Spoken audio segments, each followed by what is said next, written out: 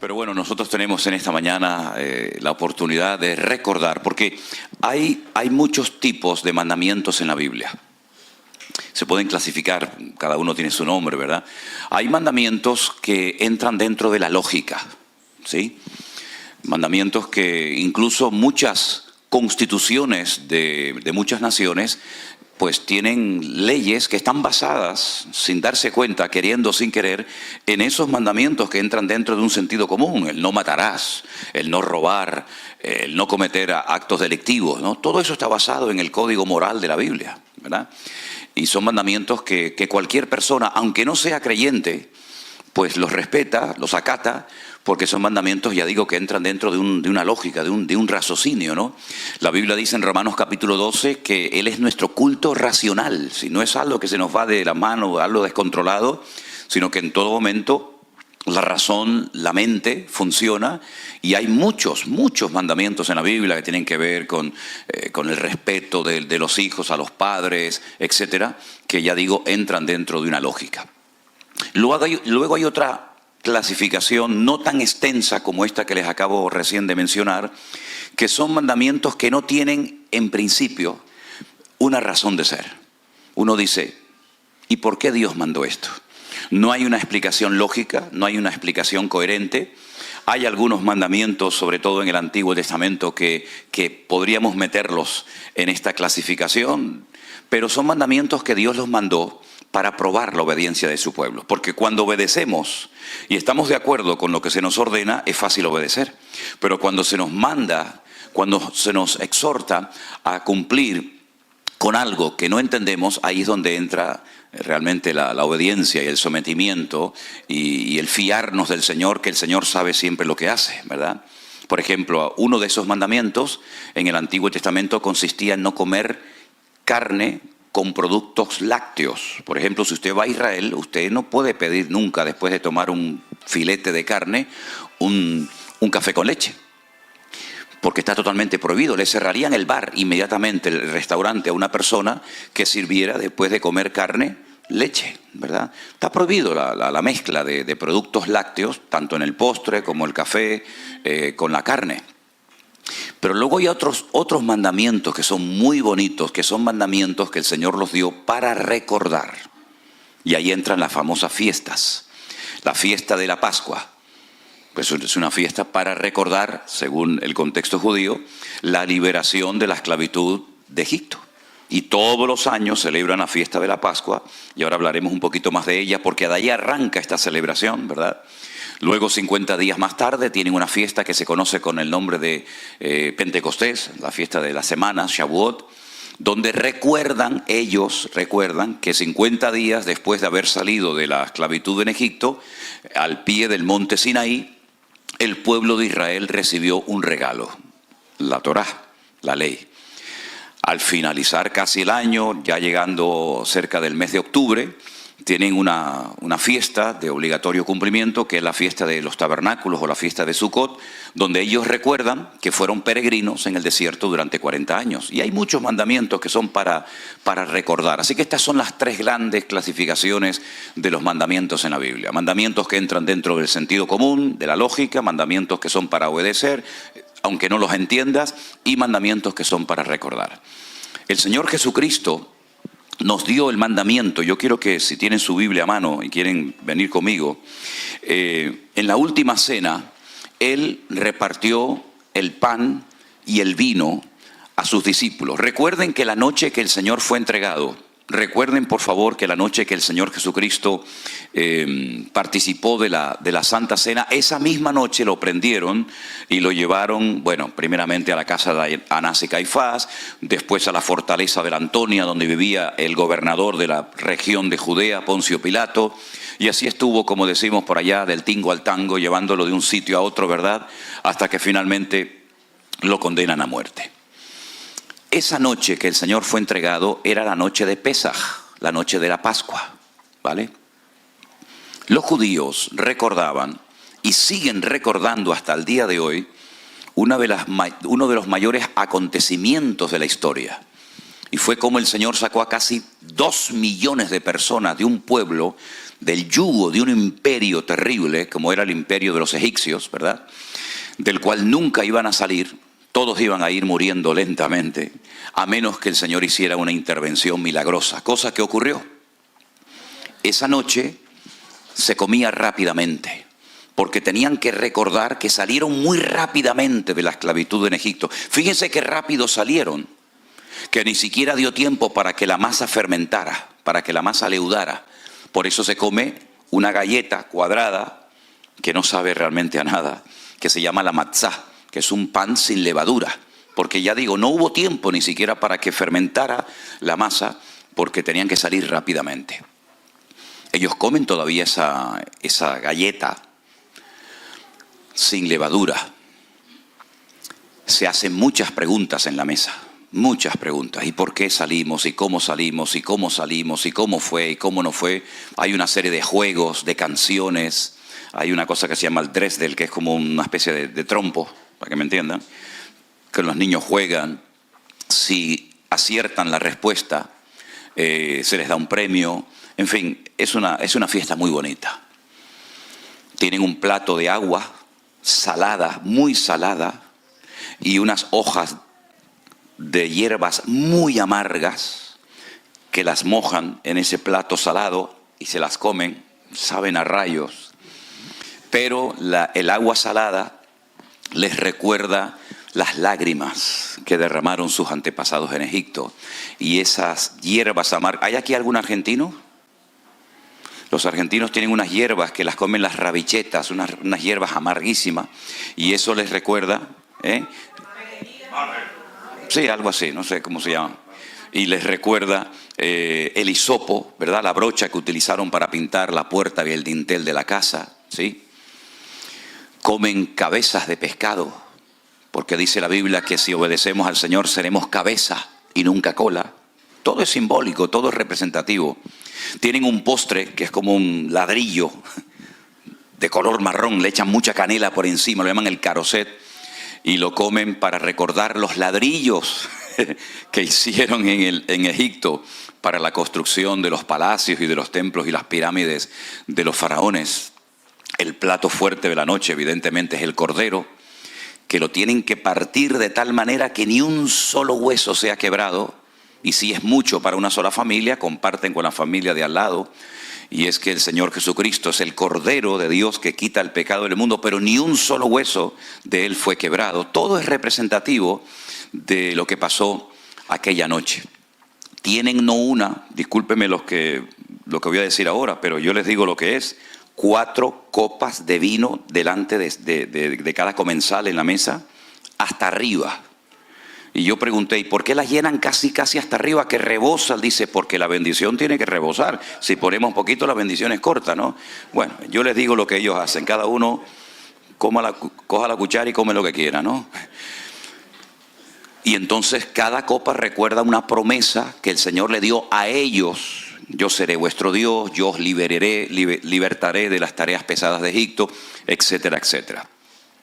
El papá de la casa, el que ocupa la cabecera, por decirlo de alguna manera, coge el pan, lo parte y dice, mirando a la cara de los que están sentados a la mesa, este es el pan de aflicción que comieron nuestros antepasados en Egipto. Comamos de él.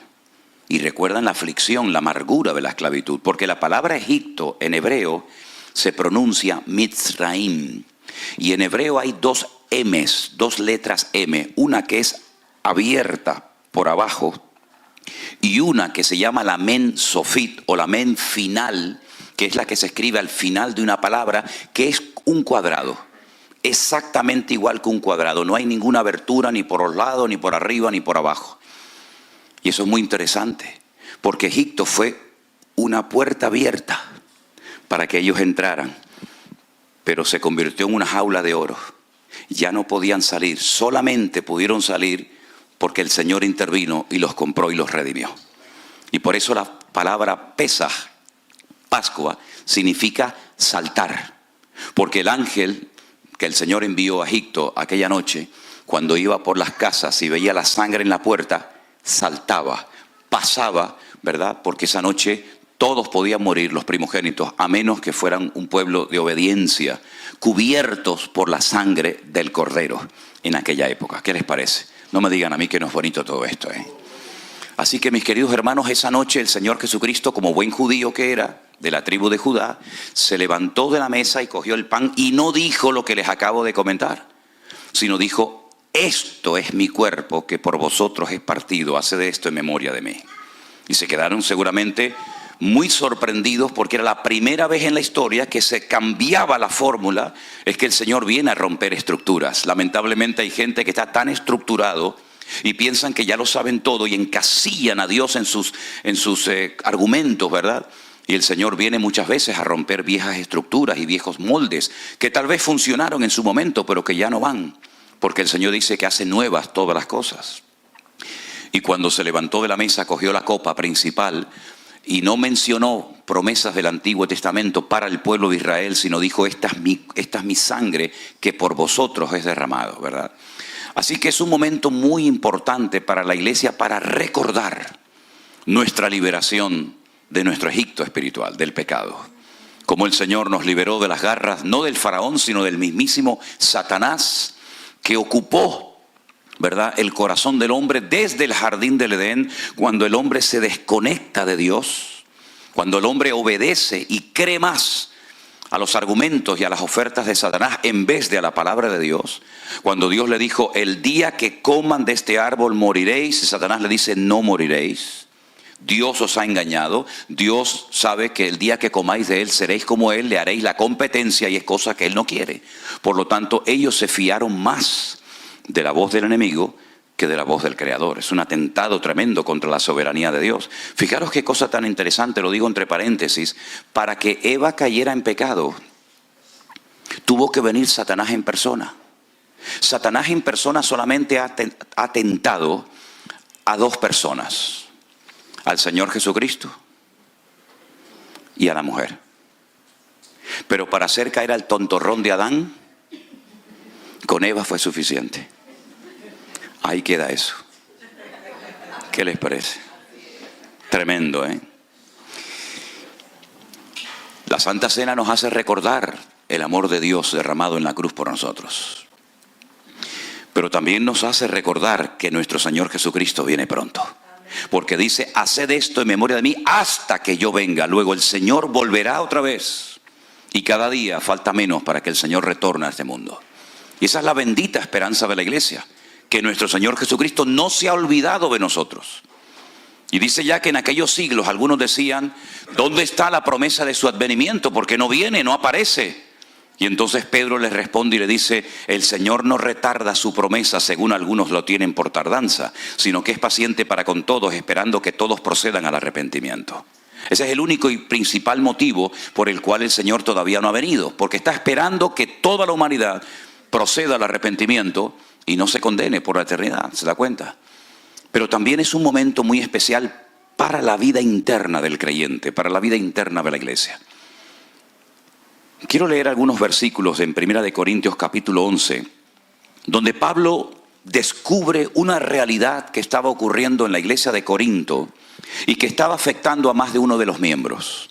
1 Corintios capítulo 11, mis queridos hermanos, a partir del verso 27, la palabra del Señor, vamos a prestar atención, nos dice así: de manera que cualquiera que comiere este pan o bebiere esta copa del Señor indignamente, será culpado del cuerpo y de la sangre del Señor. Por tanto, pruébese cada uno a sí mismo y coma así del pan y beba de la copa. Escuchen esto: porque el que come y bebe indignamente, sin discernir el cuerpo del Señor, juicio come y bebe para sí. Por lo cual hay muchos enfermos y debilitados entre vosotros, y muchos duermen. Enfermedad, debilidad y muerte, por participar indignamente sin discernir el cuerpo del Señor. Pero si nos examinásemos a nosotros mismos, no seríamos juzgados. Mas siendo juzgados, somos castigados por el Señor, para que no seamos condenados con el mundo. Así que, hermanos míos, cuando os reunís a comer, esperaos unos a otros. Si alguno tuviere hambre, coma en su casa, para que no os reunáis para juicio. Las demás cosas las pondré en orden cuando yo fuere.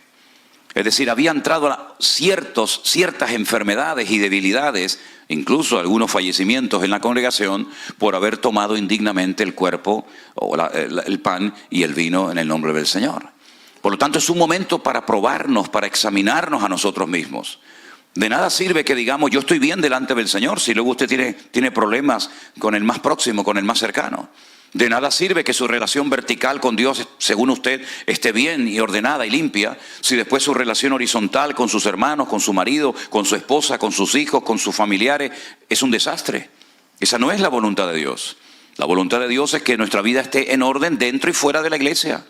Que nuestra vida esté bien alineada con el Señor y también, lógicamente, con nuestros hermanos. Es más, Juan es muy profundo en esto. Y él llega a decir que si alguno en la iglesia se atreve a decir que ama a Dios, al cual nunca nadie ha visto, y aborrece a su hermano, el tal es un homicida.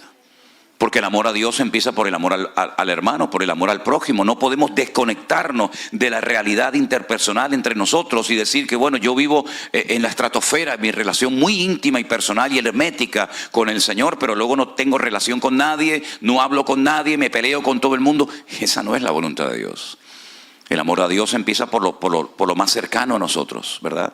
Y por eso dice Juan que es mentiroso aquella persona que dice que ama a Dios y aborrece a su hermano. Por lo tanto, es un momento muy especial, muy bonito, muy interesante para que nos probemos y nos examinemos a nosotros mismos. La iglesia de Corinto era una iglesia con muchos dones, pero con poco fruto. Y aquí tiene que haber un equilibrio. Si usted dice que tiene muchos dones, pero luego no se manifiesta el fruto del Espíritu Santo en su vida, aquí hay un desorden. Y la palabra shalom, que es la palabra paz, viene de shalem, que es equilibrio. Tiene que haber un balance, tiene que haber un equilibrio, ¿verdad?, entre el don, el fruto y el don, y ambos se complementan. Dice que el apóstol Pablo le decía a los hermanos de Corinto, nada os falta en ningún don. ¡Wow! Tremendo, ¿eh? Nada os falta en ninguno de los dones. Y él menciona 9. Nada os falta en ningún don, pero sois carnales, sois niños en Cristo, os di a beber leche y no vianda, porque aún no sois capaces todavía, pues habiendo celos y contenciones entre vosotros, no sois carnales y habláis como los hombres. Entonces parece como una incoherencia, ¿no? Una iglesia con tantos dones y sin embargo con tan poco fruto. Y eso es algo que se nos vuelve en nuestra contra, porque al mundo no se le gana por los dones, al mundo se le gana por la manifestación del fruto del Espíritu en nuestra vida. Al mundo no le importan los dones que usted tenga, porque al fin y al cabo prácticamente el 90% de los dones se ejercitan, se manifiestan de puertas para adentro, pero el fruto nos sirve para vivir la realidad, la cruda realidad del mundo en el cual Dios nos ha colocado a cada uno de nosotros. Así que, mis queridos hermanos, yo les invito a cerrar sus ojos en esta mañana y a orar a nuestro Dios y pedir que el Señor nos permita en esta mañana participar del pan y del vino dignamente, comprendiendo que no estamos cumpliendo un ritual ni una liturgia religiosa de la iglesia, sino estamos recordando la muerte, la resurrección, la venida de nuestro Señor Jesucristo pronto. Y también es un momento para que nos probemos y nos examinemos cómo estamos andando delante de Dios. ¿Cómo está mi relación con los más cercanos? Dice la Biblia que el que descuida a los suyos, escuche bien esto, el que descuida a los suyos, y esto va bien para las esposas, esto va bien para los maridos, esto va bien para todos. El que descuida su casa es peor que un incrédulo y ha negado la fe. Eso dice la palabra de Dios. Señor, por eso en esta mañana queremos participar dignamente de este momento tan especial que trae una renovación y un refrigerio espiritual a tu amada iglesia. Señor, bendice estos emblemas, estos símbolos que representan algo tan importante como es tu cuerpo, tu misma vida y tu sangre derramada por nosotros en aquella cruz. Gracias porque así como tú liberaste milagrosamente de la esclavitud, después de 400 largos años a tu pueblo de Israel de Egipto, a nosotros también nos has liberado de las garras del diablo. Y hoy podemos vivir en paz, en libertad, en esa libertad gloriosa y maravillosa de tu pueblo, de tus hijos. Y podemos proclamar hoy que tú eres nuestro Señor, que tú eres el que nos has liberado y nos has dado vida y vida en abundancia. Bendice este momento tan especial, tan lindo para nuestras vidas. Y ponemos todo en tus benditas manos, oh Dios, en el nombre de tu amado Hijo Jesús. Amén y amén. Pido a la iglesia que se ponga de pie. Tal vez el pastor José nos pueda ayudar ahí con un... Yo voy a pedir a un par de hermanas, tal vez... bueno, ya están listas. Que vayan comenzando a repartir y esperamos todos, gracias, esperamos todos para participar juntos, ¿sí? Pero tenga ahí su pan, su vino. Gloria a nuestro Dios. Amén. Yo recibí del Señor lo que también les he enseñado.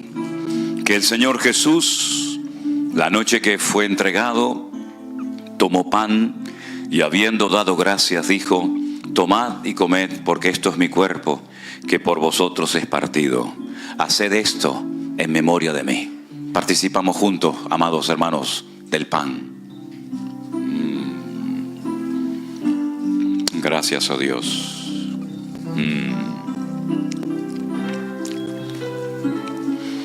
Asimismo tomó también la copa, después de haber cenado, diciendo: esta copa es el nuevo pacto en mi sangre.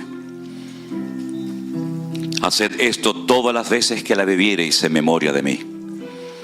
Así pues, todas las veces que comiereis de este pan y bebiereis de esta copa, la muerte del Señor anunciáis, hasta que Él venga. Participamos de la copa, queridos hermanos.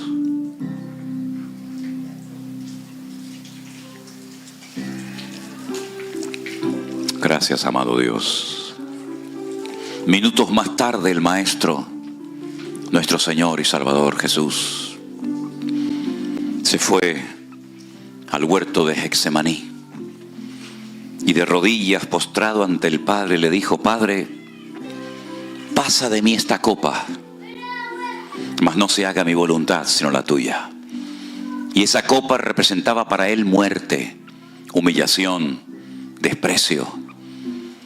Pero él fue a la cruz porque sabía que era la única manera de que el hombre pudiera volver a conectarse con su Padre, con el Creador del universo. Fue tan terrible lo que pasó en el jardín del Edén, fue tan doloroso, que el Padre tiene que mandar a su Hijo unigénito al mundo para que ocupe nuestro lugar en la cruz, para que todo aquel que crea en Él no se pierda, mas tenga vida eterna.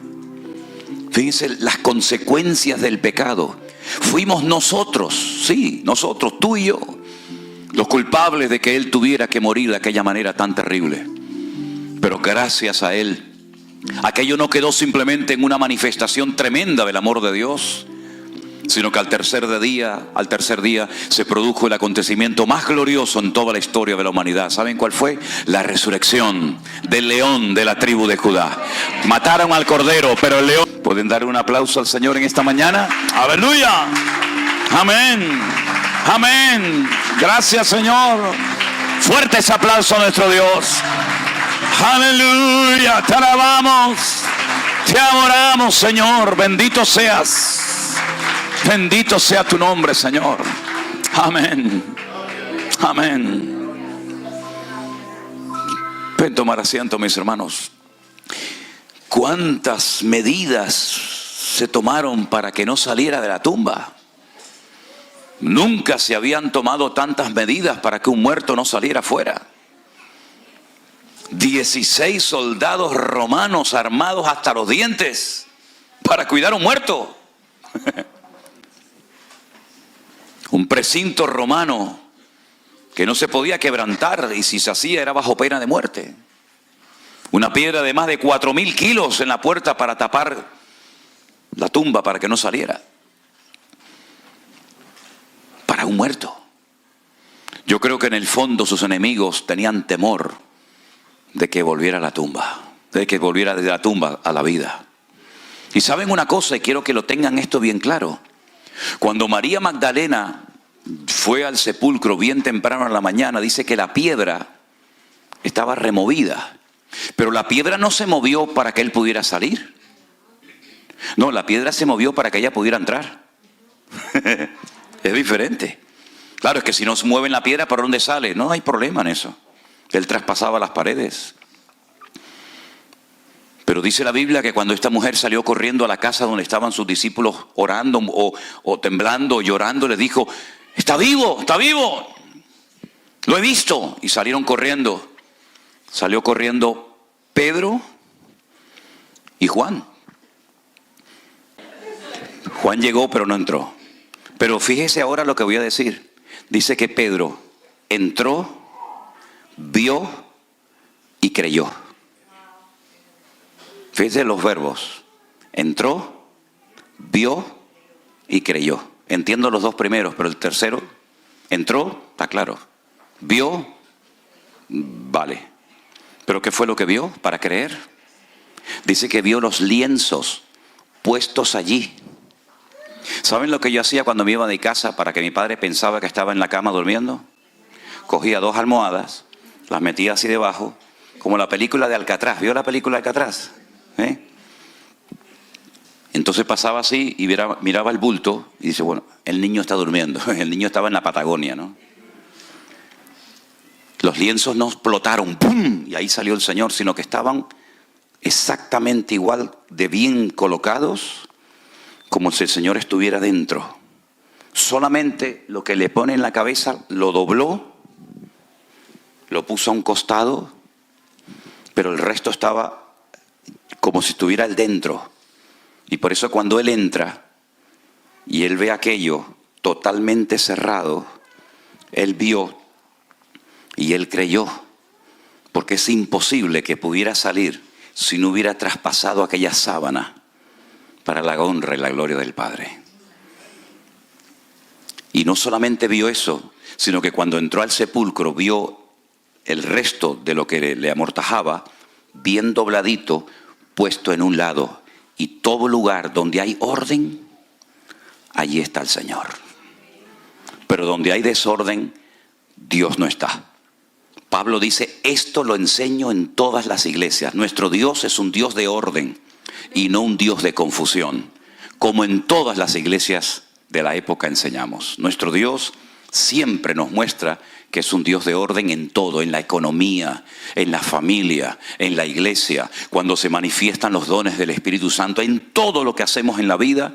Tenemos que manifestar, tenemos que exteriorizar la esencia de nuestro Dios, que es nada más y nada menos que el orden. Dios puso orden desde el Génesis 1:1 hasta el amén de Apocalipsis. Todo es orden, orden, orden en los sacrificios, orden en los animales, orden en la familia, orden en el tabernáculo, orden en el templo, orden en la iglesia, orden hasta en la gran tribulación puso orden. Y dice, ahora viene esto, después viene lo otro, ahora son los sellos, ahora son las trompetas, ahora son las copas, ahora es el anticristo, ahora el falso profeta. Y hay un orden hasta en el peor tiempo de la historia, ¿verdad? En el caos, en medio de ese caos hay un orden, porque Él es el que controla la historia. Y por eso nuestras vidas tienen que reflejar orden, desde los pies hasta la cabeza. ¿Cuántos dicen amén? Gloria a Dios. Y Él estableció que en un momento puntual de la vida los padres iban al templo a presentar a sus hijos al Señor. Y hoy hay algunos padres que quieren presentar, son 3 niños los que van a presentar, a Christopher, a Alejandra y a Juliana. ¿Y los papás de ellos están aquí? ¿Sí? ¿Pueden pasar un segundito los papás con sus hijos, por favor? Gloria al Señor, qué bueno. ¿Quién es Christopher? Este es Christopher. No. Pase, si quieren. Por favor. Alexandra y Juliana. Ya viene. Ok, gloria a Dios. Qué bueno. Ahí viene Alexandra. O Juliana, perdón. Qué bueno. La responsabilidad de criar a los hijos no es del gobierno, no es del Estado. La responsabilidad de enseñar la palabra de Dios e instruir a los niños desde temprana edad no es de la iglesia, la escuela dominical, ni del colegio, ni de la universidad. La responsabilidad recae sobre los hombros de los padres. Así que, si usted verdaderamente quiere poner en práctica lo que dice la palabra de Dios, tendrá que preguntarse, ¿qué le voy yo a transmitir espiritualmente a mis hijos? Porque el mejor regalo que le podemos dar a los hijos, aparte de ropa y estudios y todo eso, es la instrucción bíblica. Porque con eso usted puede salvar a su hijo por la eternidad. Ahora son niños, Ahora juegan y saltan y brincan.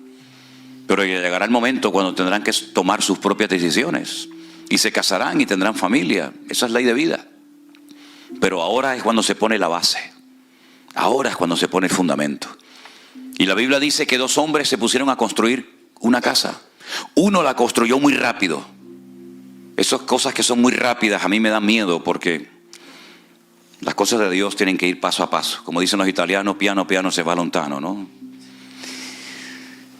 Y construyó su casa, y el otro también la construyó. Tardó un poquito más, pero al final las 2 casas estaban levantadas.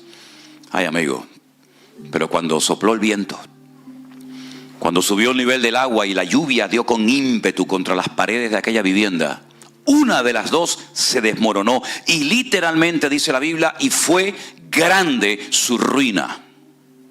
La otra permaneció. La diferencia entre una y otra no eran los muebles, no eran las paredes, no era lo que se veía, sino lo que no se veía. La base de una era arena. Arena. No había fundamento, no había solidez y se desmoronó. La base de la otra casa era la roca. Y la roca es la palabra. La roca es el mismo Cristo. El que le da estabilidad a la familia. El que le da estabilidad a una nación, a un pueblo. El que le da firmeza a una vida. ¿Verdad? Por eso dice la palabra de Dios que el que oye la palabra y la olvida y no la pone en práctica es como el hombre que construyó su casa sobre la arena. Pero el hombre, la familia, el hogar, el matrimonio que pone su vida sobre la roca, sobre la palabra de Dios, dice que es el hombre prudente, el hombre sabio, porque tiene visión de futuro. Hoy podemos sonreír y saltar y brincar y alabar a Dios, pero la vida da muchas vueltas, muchas vueltas. Hay naciones que de la noche a la mañana pasaron de un momento de paz a un momento de guerra. Hay familias que pasaron de una fiesta alegre y gozosa a un momento de tragedia. La vida da tantas vueltas, tantos cambios. Y lo que nos va a mantener firmes, ¿saben lo que es? La palabra de Dios. La presencia del Señor en nuestra vida. Por eso presentar a los hijos al Señor es una bendición, es algo precioso, algo bíblico. Pero tengan en cuenta que la estabilidad y los conceptos y los principios y todo eso lo van a aprender en la casa, que es la primera escuela de la vida. En la Biblia el papá era el responsable de transmitir el conocimiento a los hijos. Los hijos aprendían y aprenden hoy en día a leer la Biblia en la casa antes de ir a la escuela. El conocimiento se lo transmite el papá al hijo. Los primeros versículos, los primeros capítulos, los primeros libros de memoria que saben los niños, se los enseña el papá. Pero la mamá, que se llama en hebreo, de la cual viene la palabra emuná, le enseña, le transmite la fe. Por eso Pablo le decía a Timoteo, Timoteo, la fe que tienes ahora habitó primeramente en tu abuela Loida y después en tu mamá Eunice, y estoy seguro que en ti también. La mamá transmite la fe, que es el cordón umbilical que nos conecta con Dios. Ya estaba ese niño, ya estaba esa niña conectado con su madre a través del cordón umbilical, ¿verdad? Y por ahí le pasaba el alimento, y por ahí le pasaba todo lo que necesitaba para fortalecerse. Y ahora la mamá sigue conectado con ese hijo de una forma diferente, pero transmitiéndole la fe, por la forma como habla, por la forma como actúa, por la forma como reacciona. La mamá es la que aporta la fe al niño y el papá el conocimiento. ¿Ustedes están dispuestos a trabajar en equipo para criar a estos hijos? Bendito sea Dios. Vamos a ponernos una vez más de pie, hermanos. Y bendecimos a estos niños y a estas familias. Que Dios les guarde y les bendiga. Y que sean niños sanos que te amen, Señor, y te sigan todos los días de su vida. Y que le des muchísima, muchísima sabiduría a los padres, Señor, para que puedan en el nombre de Jesús criar a sus hijos en el temor de Dios. Guárdales de malas influencias, guárdales en la escuela, guárdales de malas amistades, Señor. Guárdales de peligros y accidentes. Que tus ojos estén abiertos de noche y de día sobre estos hogares, sobre estos papás. Señor, dale sabiduría para que puedan atenderlos y educarlos como tú lo harías en lugar de ellos. Dale sabiduría, Señor, para responder a sus preguntas cuando las hagan. Que sean ejemplos, el Señor, de fe, de paciencia, de amor, de tolerancia, de perdón. Y que puedan ver en sus padres un reflejo del amor de Dios. Y que nunca olviden lo que aprendieron en el hogar.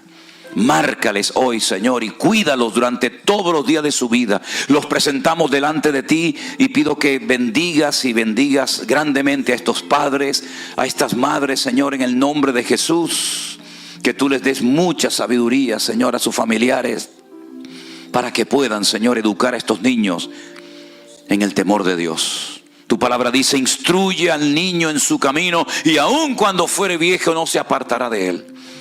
Gracias, Señor, por ellos. Los bendecimos en esta mañana en el nombre, sobre todo nombre, de nuestro Señor Jesucristo. Amén y amén. Damos un fuerte aplauso a nuestro Dios. Gente que estamos conociendo, de los niños que estamos orando, las bodas que estamos celebrando. Esto es tremendo. Esto es el ministerio intenso, ¿eh? Aquí no hay descanso. Aquí hay, ¿verdad?, una cosa detrás de otra.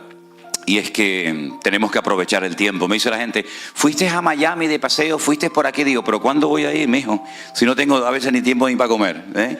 Pero tampoco hemos venido a pasear, hemos venido a estar con ustedes, a disfrutar, y estamos disfrutando muchísimo. Me decía una hermana, varias hermanas me decían, el otro día cuando estuvimos en la iglesia bautista de allí de Hialeah, me decía: pastor, usted tiene que estar muy cansado. Digo, yo, para nada. Cuando llegue a España ya es otra cosa. Pero de momento estamos disfrutando y se nota que hay mucha gente orando por todo esto, ¿eh?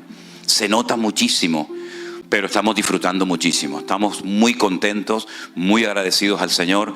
Y saben una cosa, hermanos, ¿cuánta gente daría lo que fuera por estar sentado hoy en esa silla? ¿Cuánta gente me escribe y me dice: ay, cómo me gustaría estar ahí con ustedes, cómo me gustaría poder saludarlos, cómo me gustaría... Abrí antes un poquito el Facebook en directo, lo hice allá atrás y aquí. Bueno, y eso es una lluvia de gente. Ay, hermanos, saluda a los hermanos, estamos tan contentos, les estamos siguiendo, estamos orando, y así que le agradecemos. Y ahora mismo también hay un montón de hermanas, ¿no?, que están ahí conectadas, ¿no? El del grupo 1. Vamos a darles un aplauso a todas las hermanas que nos están viendo en esta mañana. Dios les bendiga. Me dijo una vez una persona: oye, pero ustedes en la iglesia virtual no tienen hombres. Dice: pues todos son mujeres. Digo, bueno, algunos hay, gracias a Dios, ¿no? Algunos hay. Pero la proporción de... Sí, no, yo sé. La proporción es una goleada arrolladora de mujeres contra los hombres, ¿eh? Por un hombre hay 20 mujeres, ¿no? Vamos a entrar ahora en una parte diferente del culto, de la reunión, porque yo había anunciado ayer que los que tuvieran alguna pregunta la pudieran hacer, pero antes de darle lugar a ustedes a preguntas y yo contestar preguntas que tenemos aquí, quisiera compartir con ustedes algunas cosas que considero necesarias, ¿ok? Gracias, ya, ok, gracias, hermano, te lo agradezco. No, es que como me encanta la música, me voy con él y me tengo que ir para aquí ahora. Gracias, te lo agradezco. Miren, la iglesia virtual está compuesta por personas de muchos trasfondos. Hay gente que viene de un contexto ultra pentecostal. Otras personas vienen de un ambiente tal vez más conservador. Unos fueron educados en una línea doctrinal tal vez diferente a la de otras. Y ya el Señor me venía preparando hace años, cuando yo me casé con Elena, que ella procede de otra denominación diferente a la que yo pertenecía en aquel momento. No sé si en Estados Unidos se conoce o se llama igual una denominación, un grupo de iglesias. En España se conoce como asambleas de hermanos. Son iglesias muy conservadoras, donde la mujer usaba el velo, la mantilla, ¿sí? No podían orar. La mayoría de lo que se cantaban eran himnos con muy buena base doctrinal, pero iglesias muy conservadoras. Yo me convertí en una iglesia de las Asambleas de Dios, donde lo más importante era hablar en lengua. El que no hablaba en lengua era un pobre desgraciado. Si no tenía opción a nada. De hecho, ni pastor podía ser, ni predicar, ni nada, porque era la meta, y cuando llegabas a la meta ya no había más. Cuando comenzamos a realizar viajes a Israel hace, pues me parece que ya vamos por 16 o 17 años, cuando nos encontrábamos en el aeropuerto, fuera en Madrid, en Barcelona o en Tel Aviv, resulta que nos encontrábamos con hermanos de una línea y con hermanos de otra línea, y cuando llegaba la hora de la comida y salíamos de paseo y eso, se notaba alrededor de la mesa a veces como un ambiente que lo podías cortar así con una tijera, ¿no? Porque uno decía, no, hay que hacer esto, y el otro decía, no, hermano, eso no se puede hacer. Y lidiar con todas esas personas, hablamos ya de cientos y cientos de personas que hemos llevado a Israel, pues no es fácil. Pero yo creo que ha sido toda una escuela y una preparación para poder trabajar en la iglesia virtual. Y a veces lo que yo noto, tanto en la iglesia virtual como fuera de ella, lo que yo noto es que a veces hay términos, hay palabras que para un hermano significan una cosa y para otro hermano significan todo lo contrario, completamente diferente. Y ahí es donde se producen los encontronazos, las chispas, ¿no? Hace muchos años cayó en mis manos un libro que lo escribió el doctor Billy Graham. Él ya está en la presencia del Señor, como bien saben ustedes. Manual del obrero cristiano, creo que se llamaba algo así. Ellos hacían muchas campañas evangelísticas y pedían muchos voluntarios para asesorar y aconsejar a la gente. Y resulta que en ese libro, creo que al final de las páginas, decía, por ejemplo, bautismo. ¿Qué significa para un cristiano evangélico la palabra bautismo? Y ponía más o menos lo que era. Pero ¿qué significa para un católico el bautismo? ¿De qué estamos hablando? La misma palabra, pero el concepto del católico del bautismo es diferente al de un cristiano evangélico. Y así sucesivamente con muchas palabras. Yo noto que en el mundo evangélico hay frases, hay expresiones, hay palabras que cuando la persona las usa, se está refiriendo a algo completamente diferente a lo que entiende el otro hermano.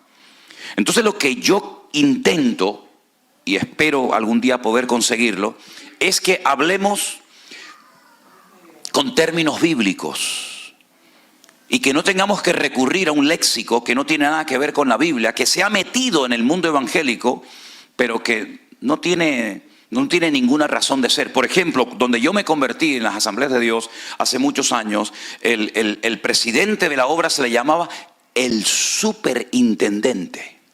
Claro, cuando te decían viene el superintendente, mirábamos al cielo, pensábamos que iba a venir volando, ¿no? Como una especie de Superman, y al final, y después era el mini intendente, era una cosita así, ¿no? Pero unos términos, ¿verdad?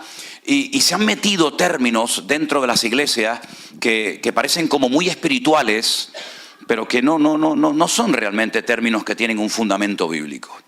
Entonces, a mí me gustaría en esta mañana primeramente aclarar una serie de cosas.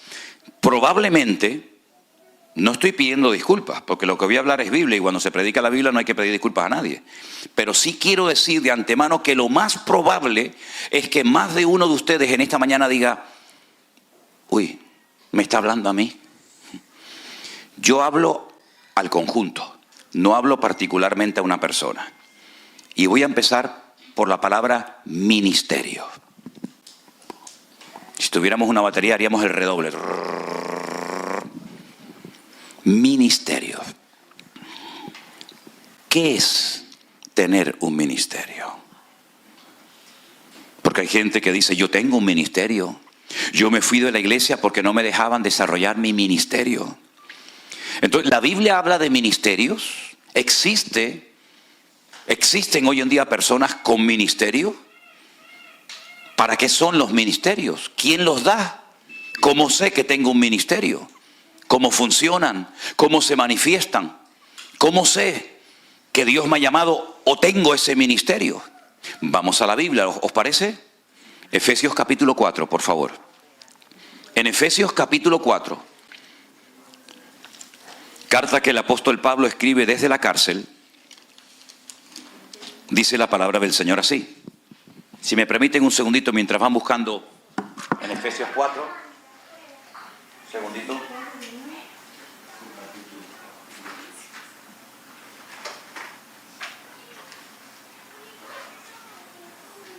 Porque tengo que grabar esto, ¿sí? Entonces lo puedo poner, por ejemplo, por ahí.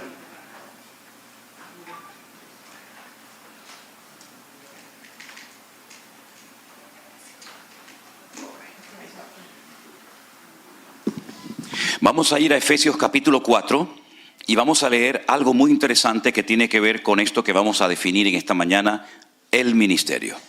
Efesios capítulo 4 dice a partir del versículo 11. Efesios 4:11. Él mismo constituyó a unos apóstoles, a otros profetas, a otros evangelistas, a otros pastores y maestros. 5 apóstoles, profetas, evangelistas, pastores y maestros. ¿Con qué finalidad? ¿Cuál es el objetivo?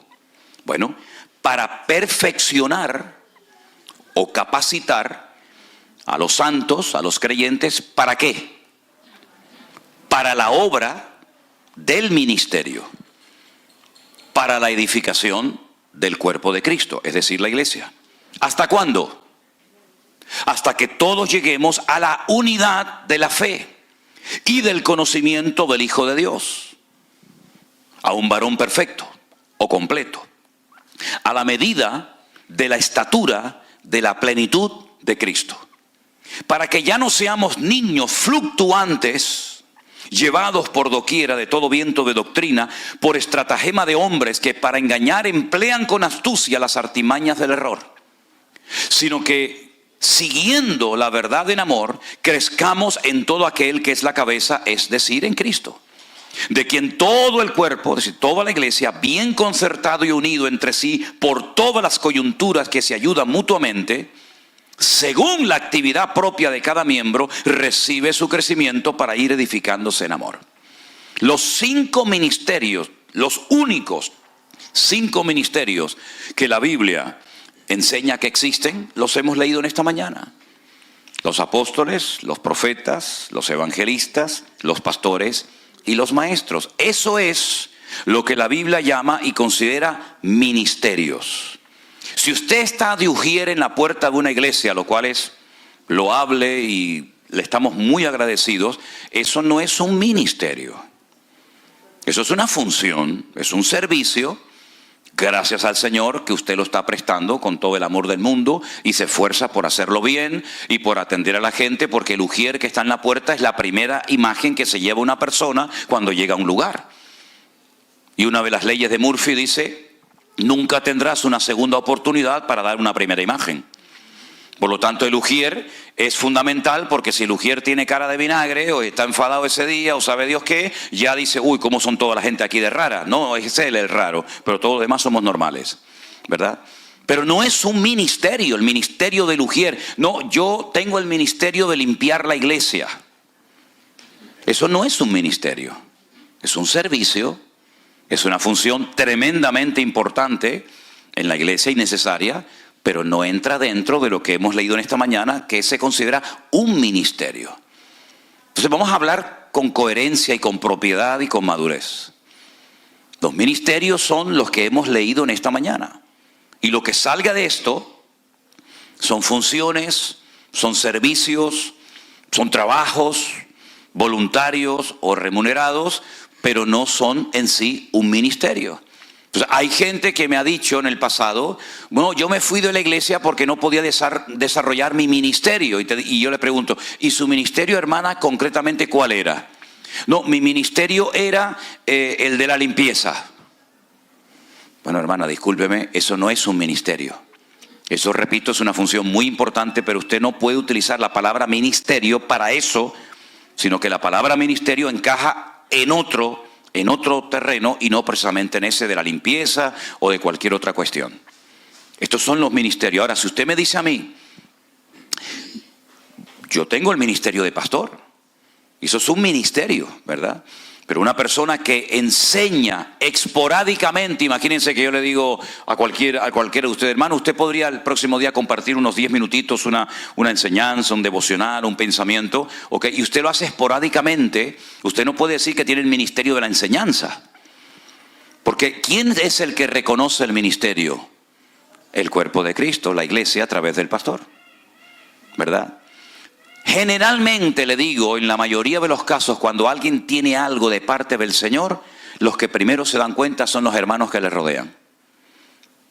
Usted no tendrá que ir por la vida diciendo: pastor, yo enseño, pastor, yo canto, pastor, yo sé hacer esto. No te preocupes, que si el Señor te ha dado algo, los primeros que se van a dar cuenta son tus hermanos en Cristo y por supuesto el pastor. Ahora, también hay que decir, y seamos honestos, que hay pastores que no quieren que nadie se levante porque tienen temor a que le quiten el puesto. Pero en nuestro caso, créanme que es todo lo contrario. Yo no tengo ningún temor de que nadie me quite el puesto, porque el puesto no me lo dieron ustedes, el puesto me lo dio el Señor. Y lo que Dios da, nadie te lo quita. Al contrario, estamos orando para que Dios cada día levante más hombres y mujeres preparados y cualificados para poder servir con efectividad en el reino de Dios. Pero ¿queda bien claro lo que es y lo que no es un ministerio? ¿Sí? Ok. Hablemos de los dones. Después tienen opción para hacerme todas las preguntas que quieran, no se preocupe. Hablemos de los dones. Me dice, pastor, a mí me gustaría que a mi niño me lo pusieran en alabanza porque él tiene el don de tocar la guitarra. Vamos a 1 Corintios capítulo 12, que en esta mañana hemos estado en 1 Corintios, ¿verdad? 1 Corintios capítulo 12, el título es Dones Espirituales. Vamos a leer los dones. 1 Corintios 12, a partir del versículo, vamos a leer a partir del versículo 4, si queréis. Ahora bien, hay diversidad de dones, pero el Espíritu es el mismo. Y hay diversidad de ministerios, pero el Señor es el mismo. Ya hemos leído los ministerios. Y hay diversidad de operaciones, pero Dios, que hace todas las cosas en todos, es el mismo. Y ahora sumen los dones que ahí se mencionan. A cada uno les dada la manifestación del Espíritu para provecho. A este les dada por el Espíritu palabra de sabiduría, número 1. A otro, palabra de ciencia. ¿Cuántos van? 2. Según el mismo Espíritu. A otro, fe. Ya van 3. Por el mismo Espíritu. A otro, dones de sanidades por el mismo Espíritu. 4. Versículo 10. A otro, el hacer milagros. Versículo 5. A otro, profecía. 6. A otro, discernimiento de espíritus. 7. A otro, diversos géneros de lenguas. 8. Y a otro, interpretación de lenguas. ¿Cuántos son en total? 9 dones. 9. Pero todas estas cosas las hace uno. Y el mismo Espíritu, repartiendo a cada uno en particular como Él quiere. Porque así como el cuerpo es uno y tiene muchos miembros, pero no todos los miembros del cuerpo, siendo muchos, son un solo cuerpo, así también Cristo. 9 dones que, si profundizáramos más en cada uno de ellos, los podríamos clasificar en 3 grupos. Yo todo esto me lo sé de memoria. Yo no sé si ustedes van a ser capaces de retener todo esto, pero si no, esto queda grabado, no se preocupen. Hay dones de expresión, hay dones de revelación, ¿verdad? Y hay dones como de conocimiento. Los dones de expresión, la misma palabra los dice, si usted no habla, el don no fluye.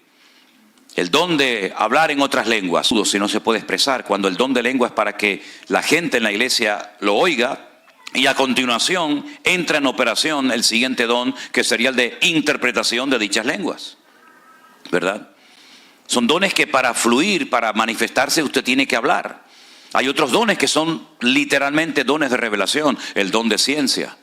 El don de ciencia se manifestó en Pedro en la iglesia primitiva en una ocasión cuando un matrimonio habían vendido una propiedad, se llamaban Ananías y Zafira. Ellos habían sustraído una parte del dinero, pero le querían hacer creer a Pedro y a la iglesia que lo estaban dando todo. No era obligación darlo todo. No era un mandamiento bíblico que el que tuviera un terreno, una finca, un campo lo vendiera y lo diera a la obra. No era obligación. La gente lo hacía libre y voluntariamente. Usted podía vender un terreno y decir, bueno, voy a apartar una parte para mí y voy a apartar una parte para la obra del Señor. Pero ellos lo que hicieron era, sustrajeron, ambos se pusieron de acuerdo, una parte, y le querían, repito, hacer creer a la iglesia y a Pedro que eran gente muy generosa y que lo estaban dando todo. Cuando llegan a la iglesia, ¿verdad? Cuando llega el hombre, Ananías, y le dice, Pedro, aquí traigo todo el dinero que me han dado por el terreno, por la herencia que he recibido. Y Pedro le dice, ¿esto es todo lo que te dieron? Y él dice, sí, todo lo estamos dando. Al momento cayó muerto. Muerto. Y lo cogen los jóvenes, se lo llevan y lo entierran. Como a las 2 o 3 horas más tarde, llega la mujer, Zafira, y le vuelve a preguntar, Pedro, ¿están dando todo a la obra? Te estoy dando la oportunidad de ser sincera. No, mire, hermanos, yo estoy dando una parte que Dios ha puesto en mi corazón y el resto nos quedamos nosotros. Muy bien, no hay ningún problema. Tu marido acaba de ser enterrado hace un rato y a ti te van a pasar lo mismo. Y la sacaron. Yo una vez dije, si cayeran muertos hoy en día todos los hipócritas en las iglesias, tendríamos funerales todos los días. Tendríamos montañas de muertos allá afuera. Porque en la iglesia no se puede vivir de las apariencias. Con la apariencia podemos engañar y manipular las cosas a las personas, pero no podemos engañar a Dios, porque Dios sabe en el fondo lo que eres y lo que no eres, lo que tienes y lo que no tienes. ¿Se da cuenta? Ese es el don de ciencia. ¿Cómo sabía Pedro que estaban engañando? Porque Dios se lo reveló. Ese es el don de ciencia.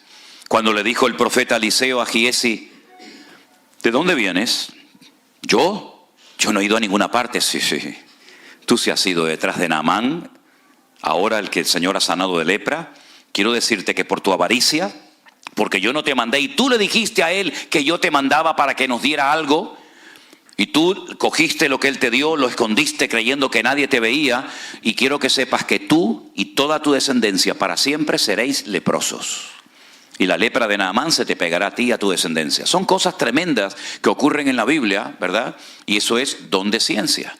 Todos los dones se ven en operación en la vida del Señor Jesucristo. Absolutamente todos los dones. Pero ¿dónde está el don de tocar la guitarra? ¿No hay satanistas que tocan muy bien la guitarra? ¿No hay ateos que tocan muy bien la guitarra, el piano, la trompeta, el saxo, la batería o lo que sea? Eso es un talento. Eso es un talento, no es un don, porque el don es instantáneo, lo tiene o no lo tiene. El talento hay que tratarlo, hay que cultivarlo. Si usted quiere aprender a tocar un instrumento, si usted quiere aprender a cantar, si quiere aprender a un idioma diferente, usted tiene que trabajar, tiene que estudiar, tiene que esforzarse. Así que el talento se va cultivando paulatinamente, es progresivo, el don es instantáneo, ¿verdad? Aunque la persona evidentemente no sea perfecta. Así que no hablemos, no atribuyamos a personas que tienen el don de esto o el don de aquello, porque los dones ya los hemos leído esta mañana, pero hay otra lista en Romanos capítulo 12 de otros dones que ahí se mencionan. Hemos mencionado 9 en Primera de Corintios 12, pero en Romanos capítulo 12 hay otra lista y son los siguientes. Aquí se mencionan unos cuantos más. Romanos capítulo 12, versículo 4. Porque de la manera que en un cuerpo tenemos muchos miembros, pero no todos los miembros tienen la misma función, así nosotros, siendo muchos, somos un cuerpo en Cristo y todos miembros los unos de los otros. De manera que teniendo diferentes dones según la gracia que nos es dada, ahora este sí se repite. El de profecía, úsese conforme a la medida de la fe, o de servicio, en servir, el que enseña en la enseñanza, el que exhorta en la exhortación, el que reparte con liberalidad o generosidad, el que preside con solicitud, el que hace misericordia con alegría. ¿Se dan cuenta? Son otros dones. Tal vez no tan conocidos como los de Primera de Corintios 12, pero al fin y al cabo no dejan de ser dones del Espíritu Santo. Entonces, mis queridos hermanos, estos son los dones que menciona la Biblia. Primera de Corintios 12, Romanos capítulo 12. Lo que salga de ahí será un don, un talento, algo que usted ha aprendido, pero no se puede considerar un don del Espíritu Santo el que usted juegue bien al fútbol, el que usted pinte muy bien las paredes, usted haga cuadros, ¿verdad? Eso no es un don, son talentos, son habilidades que también forman parte de la vida, pero no podemos decir bíblicamente usted tiene el don de pintar lindos cuadros. Es un gran pintor, pero eso no es un don del Espíritu Santo. ¿Ok? Ok, antes de seguir adelante, de lo que estoy hablando, que he hablado de ministerios y de dones, ¿hay alguna pregunta? ¿Algo que quieran preguntar que tal vez no haya quedado lo suficientemente claro? Y usted dice, ¿me podría explicar un poquito más esto o aquello? ¿Alguien tiene alguna pregunta? Si alguien tiene una pregunta, levante la mano. Le vamos a poner un micrófono para que usted haga la pregunta, para los que están en casa puedan escuchar su pregunta y entonces con toda libertad la puede hacer. ¿Alguien tiene alguna pregunta sobre lo que he hablado hasta ahora? Hermana, escuchamos su pregunta. Ponle el micro. No creo que sea tanto la pregunta. Espera. Un segundito. Dale volumen. ¿Tiene? Sí. ¿Tiene volumen? A ver. Ok. Adelante. Es como una duda que yo tengo, algo que yo veo. Mira, en predicaciones, Sube el volumen, hermano, del micrófono. personas que hablan en lengua cuando están predicando, que de cada 3 segundos se van a hablar en lengua, continúan con la prédica y vuelven otra vez a hablar en lengua y vuelven otra vez y siguen con la prédica. No sé, a mí como que yo lo veo, I don't know. Entonces también noto que fuerzan a veces, hacen los llamados para forzarte, que vayas al frente y forzarte a que hables en lengua. Eso es algo que a mí como que me choca, de que vengan hermanos, pasen adelante, abran sus bocas, empiecen, que ya van a hablar. Y uno, yo me quedo mirando, like, eso no es bíblico, eso es presión. Y en la iglesia no se tiene que presionar a nadie, a nada. Las cosas en la iglesia fluyen solas por convicción y no por presión. Yo he estado en cultos, yo he presenciado cultos donde la persona que se le dice que tiene que hablar en lengua no habla, y resulta de que entonces le dice, bueno, repita conmigo. Y yo digo, ¿cómo que repita conmigo? Y entonces ya le enseñan 4 o 5 palabras o frases, y entonces ya ha sido bautizado en el Espíritu Santo. Un aplauso al Señor. Oiga, ya somos mayorcitos, ¿sí? Eso no es así. En la Biblia no hay ni un solo caso de ningún apóstol, de ningún discípulo, de nadie que presionara a una persona para hablar en lengua. De hecho, Pablo en 1 Corintios dice, ¿hablan todos lenguas? ¿No? ¿Son todos apóstoles? ¿Tienen todos dones de sanidad? El Señor reparte como Él quiere. ¿Por qué se ha hecho un sobreénfasis a ese don en particular y no a otros? ¿Por qué no se dice, a ver, vamos a orar para que todos en la iglesia tengan don de servicio? Nunca he visto eso en ninguna iglesia. Vamos a orar para que todos tengamos el don de misericordia o de exhortar.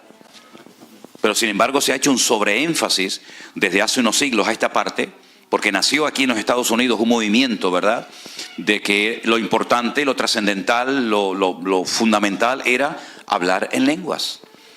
Incluso se llegó, como dije estos días, a crear toda una teología diciéndole y haciéndole sentir sin querer mal a algunos hermanos que si no hablaban en lengua no eran personas lo suficientemente espirituales. Y no podían ni siquiera ejercer ninguna función dentro de la iglesia, ni siquiera en el ministerio sirviendo al Señor, ¿verdad? Presionar a una persona para que hable en lenguas es un disparate, no es bíblico, no es correcto. Y además no hay una obligación, no hay un deber de que todo creyente tiene que hablar en otras lenguas.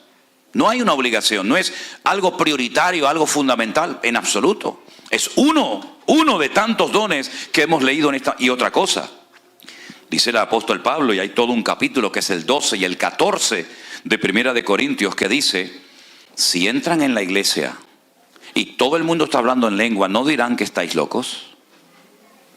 Si la gente nos critica injustamente, bueno, lo aguantamos. Pero lamentablemente a veces hay iglesias que parecen circos. Y la gente entra y dice, estos son los cristianos. Uno haciendo el pavo, el otro haciendo el pollo, el otro la gallina, el otro saltando, el otro dando vueltas en círculo como si estuviera en trance. Lamentablemente a veces no se da una imagen digna del evangelio, sino parecen personas que están desquiciadas, locas, fuera de sí, que han perdido el control, cuando la Biblia dice, Él es nuestro culto racional.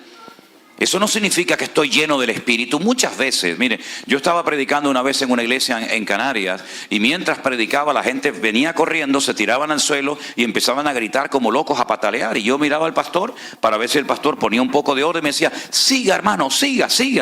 Pero claro, ¿cómo voy a seguir si me están interrumpiendo la predicación? Dios está hablando con su palabra y viene Dios a interrumpir su palabra. Es una incoherencia. Y él decía, es que están cayendo bajo el fuego del Espíritu. Muchos de los que se manifestaban allí no era por el Espíritu de Dios, estaban endemoniados, así de claro como se lo digo. Entonces, ¿cuántas veces por falta de conocimiento, por falta de tacto, por falta de sabiduría, se hacen cosas que uno piensa que están bajo la influencia del Espíritu Santo y son auténticas locuras y entran en carnalidad? Yo fui a predicar una vez a una iglesia y delante de mí había una señora que después de una alabanza empezó a decir, como si estuviera profetizando, ¿no? Pueblo mío, así dice el Señor. Bueno, vamos a ver. Dice, ustedes, los pentecostales, son mis favoritos, son los que yo más quiero. Y todo el mundo, imagínate, una iglesia pentecostal, que el Señor diga, entre comillas, que somos que eran los favoritos, imagínate, eso fue como si fuera metido un gol en su equipo de fútbol favorito, ¿no? ¿Cómo que favorito? Si la Biblia dice que Dios no hace acepción de personas. Yo pensaba que el pastor le iba a decir, hermana, se lo diría en público, hermana, disculpe, eso que ha dicho es un disparate, eso no es de Dios. Eso no es de Dios. Pero no le dijo nada. Entonces muchas veces falta tacto, falta sabiduría, falta conocimiento de la palabra, y muchas cosas que se le atribuyen al mover del Espíritu Santo no tienen nada que ver con el mover del Espíritu Santo. Fui una vez a una iglesia y había una persona que estaba haciendo el mismo ruido que una gallina cuando va a poner un huevo. Igual. Y yo decía, bueno, a ver si pone huevo ya de una vez. Y le digo, ¿qué le pasa a este hombre? Y dice, no, es que está bajo el poder del Espíritu Santo. Y el otro haciendo el león, porque estaba imitando al león de la tribu de Judá. ¿Dónde está eso en la Biblia? Son auténticos disparates, y eso es lo que vende, eso es lo popular, eso es lo que a mucha gente le gusta, pero no tiene nada que ver con el mover genuino del Espíritu Santo de Dios, en absoluto, para nada. Además, cuando una persona habla en lengua en la iglesia, tiene que haber interpretación. Dice, si no, calle. Y por turnos, no todo el mundo como locos hablando al mismo tiempo, sino sea por turnos y calle el primero y después el segundo. Si hay un orden, y si no hay orden, Dios no está ahí. Dios se mueve en el orden, no en el caos y en el desorden. Eso es lo que dice la Biblia. ¿Sí? Presionar a una persona para que hable en lenguas, por favor, en absoluto. ¿Alguna pregunta más? Ahí, hermano. También por acá. Adelante. Sí, a propósito de eso, pastor. Sí. No es un partido de fútbol, ¿eh? No. A propósito de eso, las primeras ocasiones que fui a una iglesia, el pastor se ponía la mano en la frente, sí, y la gente se caía. Ajá. Entonces a mí la puse y no me caía. Vale. Me decía, es que no te toca, no tienes el don del Espíritu, no estás sintiendo el don del Espíritu Santo porque no te caes. Yo no me quise caer, o sea, no me caí porque sentí que no estaba tirando. Y eso decía que era un don, el que te tocaran y te cayeras. Yo he leído en esta mañana la lista de los dones del Espíritu Santo y en ningún momento aparece que hay un don que consiste en tumbar a la gente. Ahora, les cuento lo siguiente. Mi padre, cuando era inconverso, nunca en la vida, jamás en la vida había pisado una iglesia. Él fue a la iglesia, una iglesia evangélica en Las Palmas de Gran Canaria, por primera vez, para darle las gracias a la congregación y al pastor por haber orado por mi hermana, que en aquel momento estaba siendo operada y necesitaba casi un milagro de parte del Señor. Entonces, como mi hermana fue operada, todo salió bien, él fue a la iglesia con un vecino para darle las gracias al Señor, no al Señor, sino al pastor y a la iglesia por haber orado por su hija. Punto, ya no vengo más. Cuando mi padre llegó a la iglesia, el culto estaba empezado. Al final de la iglesia había una cruz con una luz por dentro y estaban cantando el antiguo himno en la cruz, do primero vi la luz, ¿verdad? Cuando mi padre entró por el pasillo de la iglesia, mi padre nada más entrar, cayó postrado al suelo llorando por una convicción de pecado espectacular. En aquella época no se caía nadie, ni las moscas se caían. Y él cayó al suelo, postrado, llorando, y ese día mi padre se convirtió, le entregó su vida a Cristo. A los 3 meses o 4 meses nos llevó a todos a la iglesia, todos nos convertimos y nos bautizamos el mismo día. Hay momentos en los que Dios hace cosas tremendas, ¿verdad? Nosotros estuvimos en una iglesia durante años en Tenerife y un día me llamó a mí la máxima autoridad de la ciudad y fui a entrevistarme con él a su despacho. Y estaba allí porque me habían denunciado y fui a hablar con la persona más importante del condado, de la ciudad. Y me preguntó y me dijo, ¿qué hacen ustedes en su iglesia? Y bueno, nos cantamos, predicamos, alabamos a Dios. Y no, mira, hay unos vecinos que viven enfrente de ustedes que cuando ustedes empiezan a cantar y empiezan a orar, ellos en su casa se caen al suelo y entonces ya están cansados de que cada vez que se pongan a orar, ellos se caen al suelo y no pueden ver la televisión, ni pueden... Y yo le dije, yo no tengo ni la más remota idea de lo que usted me está diciendo. Yo sé que me han rayado el coche me parecía una cebra, lo tenían rayado para arriba, para abajo, y los vecinos me decían, sal, te lo están rayando ahora. Y le dije, mejor que no salga. mejor que no salga, pues yo me conozco. Pero ustedes son tontos. Digo, no, prefiero no salir. Y mi coche era, ya te digo, una cebra, arriba, abajo, con un clavo, con un destornillador. Bueno, pero yo no sabía que a ese señor le estaba pasando eso con su señora cuando estaba en su casa. Yo durante años fui evangelista, no fui pastor, no era maestro, sino que predicaba en las calles 1 semana, 2 semanas, 3 semanas, 1 mes, predicando todos los días en la calle. Y durante la predicación, gente inconversa, gente de macumba, de umbanda, de estas religiones extrañas, comenzaban a caerse en las calles. Y yo miraba para todos lados y decía, ¿pero qué está pasando aquí? La gente caía por el poder de Dios. Bueno, pero yo no obligaba a nadie ni empujaba a nadie. Además, para tirarte a ti hay que tener fuerza, ¿eh? Porque tiene que estar muy ungido, ¿eh? Tiene que estar muy ungido, ¿verdad? Entonces, hay gente que empuja, hay gente que finge, hay gente que se tira. Hay de todo en esta vida. Como decía mi abuelo, en este mundo, hijo, hay para todo. Pero no es un don. También hay gente que empuja. Yo fui una vez a una iglesia y mandaron a todos pasar adelante, cosas que a mí me ponía enfermo, pero pasé adelante y el muchacho me empujaba y me empujaba y me empujaba y yo le dije, ¿tú quieres que yo me tire? Pues claro, él diría, uy, se cayó Manolo Sierra, como él le daba caché, no le daba categoría, ¿no? Y digo, ¿tú quieres que yo me tire y te quedes ya tranquilo? Porque me tienes loco, ya me estás mudando para atrás, me va a dejar un agujero aquí en la frente, ¿no? Entonces, no es ningún don, se convirtió en una moda que en Argentina, cuando yo fui en el año 90 a Argentina, te obligaban después de la predicación a orar por todo el mundo, pero es que las iglesias eran de 2.000, 3.000, 4.000 personas y estabas hasta las 3 y 4 de la mañana, ora por este, ora por el otro, porque los que se caían, el pastor era un hombre importante. Si no se caían, el pastor era menos importante y no te invitaba más. Son simplemente modas, son modas que van y vienen, pero no tienen absolutamente nada que ver con esto. Si yo no me caigo, no significa de que el Señor no me está bendiciendo. ¿Cuándo comenzaron 120 personas al mismo tiempo a hablar en otras lenguas? Y dice la Biblia que fueron llenos, como nunca nadie jamás ha sido lleno del Espíritu Santo. En Pentecostés, en Jerusalén, estaban todos sentados. Lo dice, estaban todos unánimes sentados. Allí no se cayó nadie. Y aquello era genuino de parte del Señor. Ahora, cuando vinieron a aprender al Señor Jesucristo durante la noche en el huerto de Getsemaní, y Jesús dijo, ¿a quién vienen a buscar? Dice, a Jesús, dice, yo soy. Así, ¡bum!, se cayeron todos al suelo. Se levantaron y lo llevaron a la cruz, así que no les sirvió de nada que se cayeran. Pablo cayó al suelo, Daniel cayó al suelo temblando. Juan en la isla de Patmos dice, cuando le vi caí como muerto a sus pies, pero él puso su diestra sobre mí y me dijo, no temas, yo soy el primero y el último, ¿verdad? Juan también cayó postrado al suelo, pero el ángel Gabriel se le presentó a Daniel en Babilonia y quedó muerto de miedo, temblando, y se le presentó el ángel Gabriel a María y ni se inmutó y le dijo, ¿cómo será todo esto?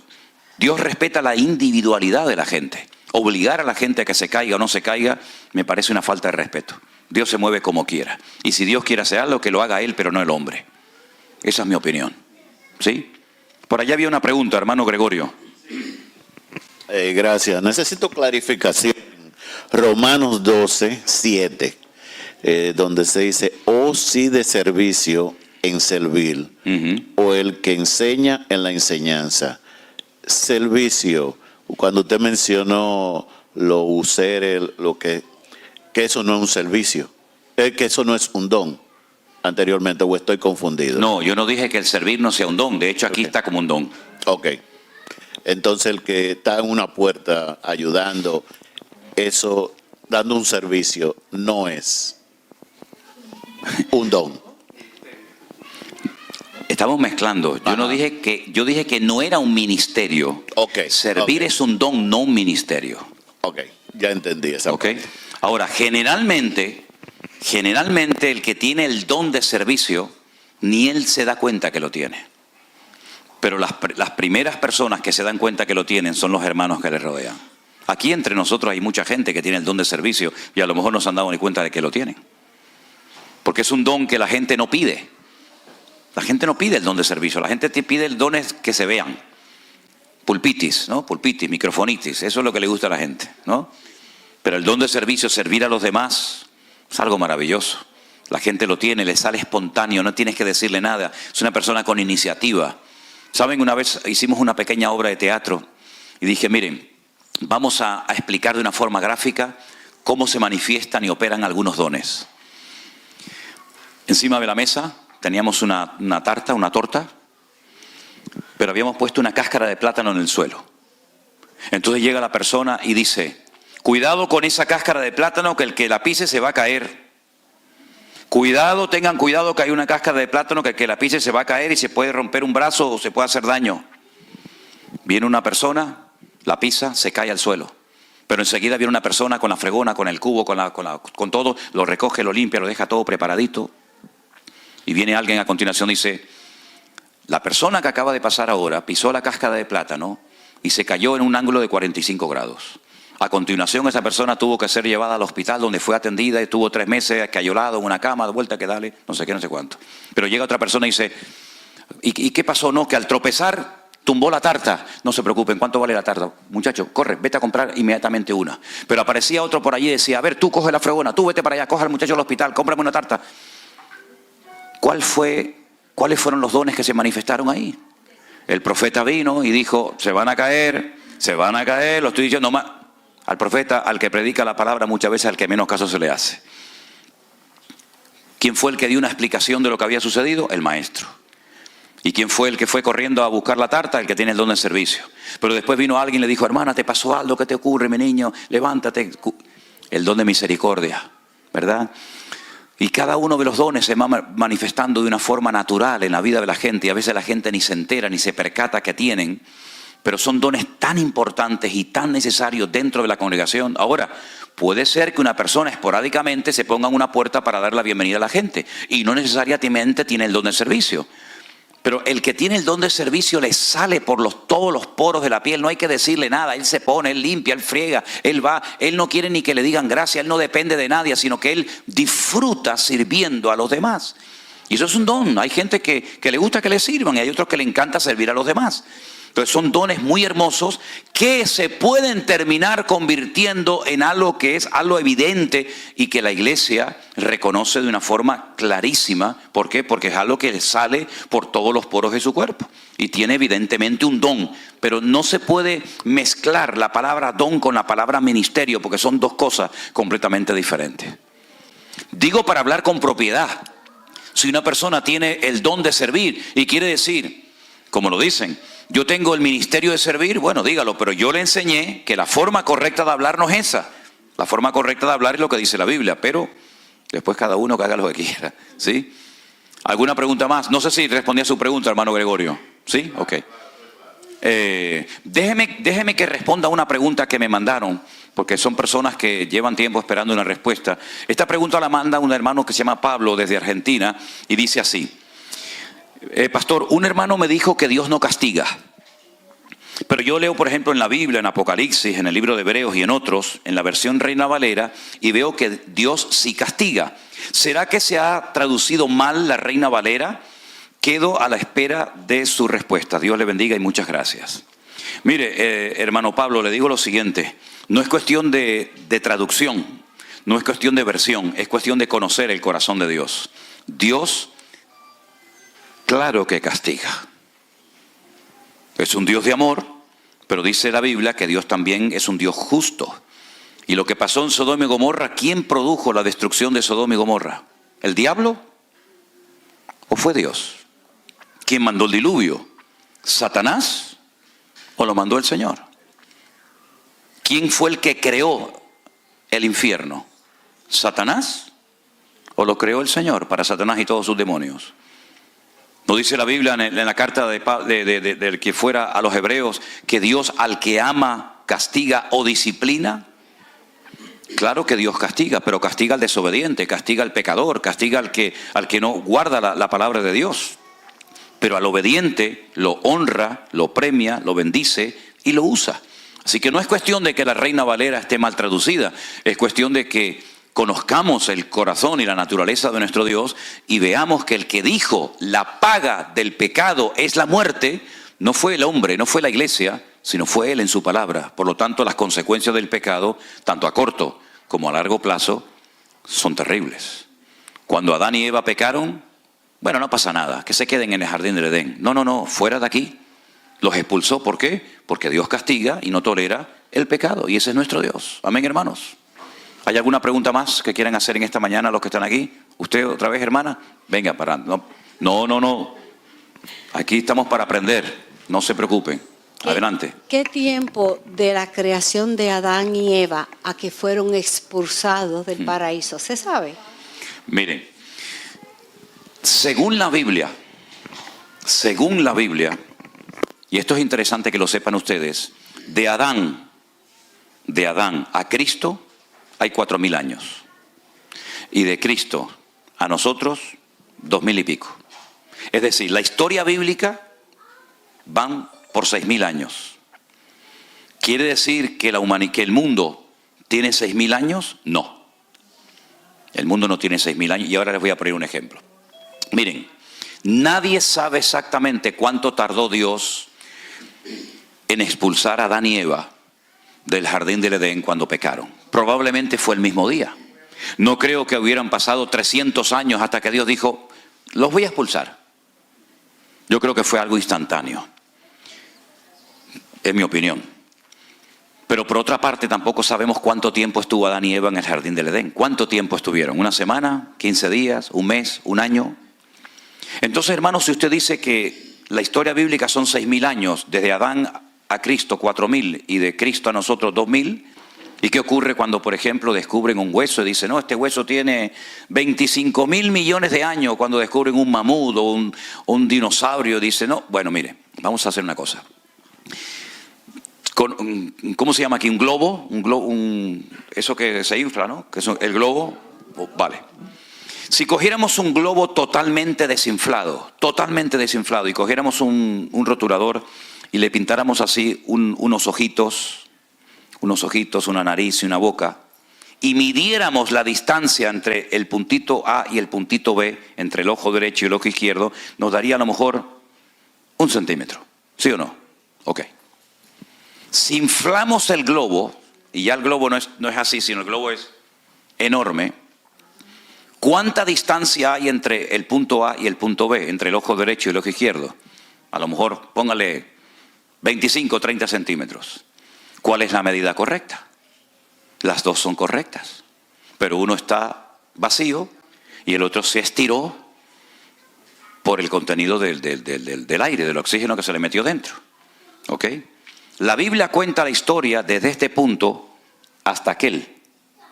Pero la Biblia no cuenta la historia desde este punto hasta aquí. El universo se mueve a una velocidad constante. Por lo tanto, por el tiempo que transcurre y por la velocidad constante que tiene, se puede saber más o menos la antigüedad del universo. El universo se mueve a una velocidad constante, ¿ok?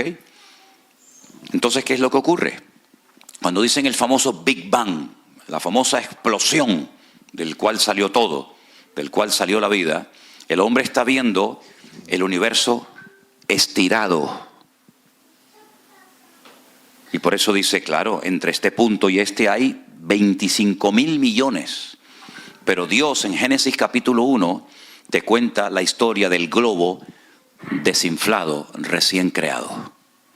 Es como si tú pones aquí un prisma y le entra la luz y te pones al otro lado y dices, bueno, por aquí me salen 7 colores, pero por aquí solamente me llega uno, que es el blanco. ¿Quién está contando la verdad? Depende de dónde estés. Si yo estoy a este lado del prisma, veo que le entra un rayo blanco, la luz del sol. Pero si estoy al otro costado, veo que la luz se ha dividido en 7 colores diferentes. Los dos están contando la verdad, depende del lado en el que te encuentres. Entonces la ciencia no contradice a la Biblia, ni la Biblia contradice a la ciencia. Simplemente que la ciencia mira el globo inflado, el universo estirado por la velocidad constante, y Dios cuenta todo con el globo desinflado, y por eso la cronología de la Biblia es completamente diferente. Por otra parte, no nos olvidemos que hay muchas formas de contabilizar el tiempo. Por ejemplo, ustedes aquí tienen millas, nosotros no usamos las millas, usamos los kilómetros. Ustedes tienen yardas, nosotros tenemos otras medidas. El sistema métrico decimal ustedes no lo usan, usan otro sistema, tanto de peso como de medidas, etcétera. Pero también el tiempo se puede medir de diferentes maneras. ¿Cuántos calendarios existen? Muchísimos. Está el calendario gregoriano, está el calendario judío, está el calendario chino, está el calendario árabe. Entonces depende del calendario que usemos, estamos en una época o estamos en otra, ¿verdad? El calendario gregoriano, que es el nuestro, ¿quién lo inventó? Un cura, un papa, Gregorio. Y hay un fallo de 4 o 5 años, porque los que inventaron los números que usamos hoy en día nosotros son los árabes. Antes de los árabes se utilizaban los números romanos. Entonces el 0 no existía en el número romano, ¿verdad? Y él inventó un calendario, pero ya existía otro calendario. Nuestro calendario gira, el sol queda quieto y es la tierra la que gira alrededor del sol en los dos movimientos, traslación y rotación. Pero sin embargo, el calendario bíblico no gira en torno al sol, sino en torno al ciclo lunar. Y por eso el calendario bíblico tiene 360 días y el calendario solar o el nuestro actual es 365 días. Por eso, para unir ambos calendarios, a veces han puesto lo que se llaman meses preñados. En vez de un año con 12 meses, cada cierto tiempo añaden un 13º para que sea un calendario de 13 meses, para poder unir uno con otro. Cuando usted estudia escatología bíblica, usted no puede sacar los cálculos según nuestro calendario porque no le salen. Porque el calendario bíblico es mucho más corto. Nosotros decimos, por ejemplo, en nuestra cultura, ahora estamos hoy, ¿qué es? Viernes. Hoy es viernes. ¿Cuándo va a ser sábado? ¿Cuándo es el sábado? No. El sábado empieza esta noche, ¿a qué hora? No, a las 6 no. A las 12:01. Ahí empieza el sábado. En la Biblia no.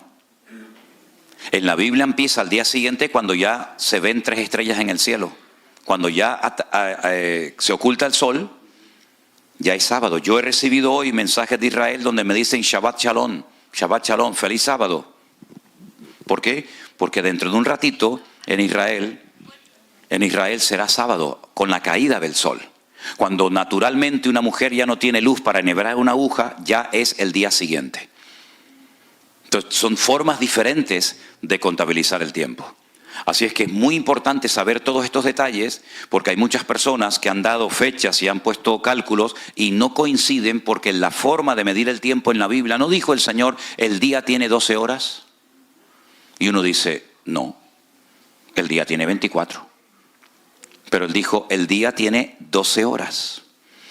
Por eso cuando Él dijo el día y la hora, nadie la puede saber, claro que no, porque cuando en Europa es de día, aquí es de noche, y cuando unos se levantan, otros se acuestan, es totalmente imposible jugar con el tema de fechas, que lamentablemente muchos se han dedicado, incluso hasta últimamente, a estar con este jueguecito, y después pasa lo que pasa, ¿se dan cuenta?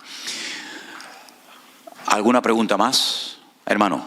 A propósito del tiempo. Sí. Tengo un pariente, pastor también, Armando Truchin, que acaba de disculparse, porque dio una fecha del advenimiento. Mucha gente, escuchado muchos pastores, inclusive usted, que dicen ya está muy próximo. Entonces mi pregunta es, hablando del tiempo, ¿próximo puede ser una semana o 1000 años? Próximo es próximo y dar una fecha es dar una fecha. Son dos cosas completamente diferentes. Hoy falta un día menos para la venida de Cristo que ayer. Hoy falta un día menos. Yo estoy más cerca de la venida de Cristo que el apóstol Pablo.